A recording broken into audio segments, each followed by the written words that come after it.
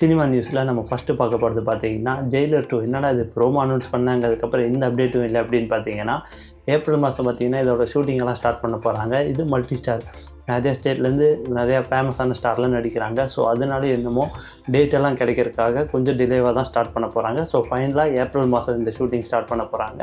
Jailer 1 Jailer 2வும் hit ஆகும்னு எதிர்பார்க்கலாம்.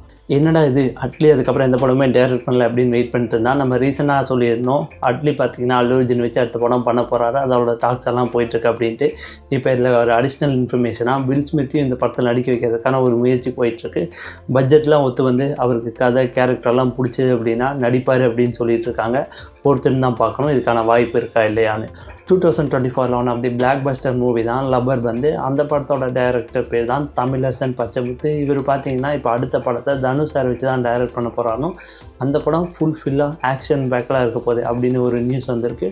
பொறுத்துன்னு தான் பார்க்கணும் அஃபிஷியல் அனௌன்ஸ்மெண்ட்டுக்காக.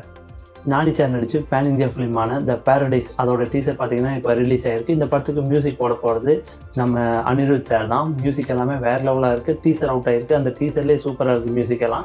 இந்த படம் பார்த்திங்கன்னா 2026 கிட்டத்தட்ட இன்னும் ஒரு வருஷமே இருக்குது. ஸோ 2026 ரிலீஸ் ஆகுங்கிற ஒரு அனௌன்ஸ்மெண்ட் வீடியோ வந்துருக்கு. அதே வேறு லெவலாக இருக்குது. ஸோ மிஸ் பண்ணாமல் அந்த வீடியோவை பாருங்கள். கடைசியில் டாக் ஆஃப் த டவுனா அஜித் சாரை வச்சு தனுஷ் சார் அடுத்த படம் டேரக்ட் பண்ண போகிறாரு அப்படின்னு ஒரு நியூஸ் பார்த்திங்கன்னா 2 நாளாக ஸ்ப்ரெட் ஆகிட்டுருக்கு.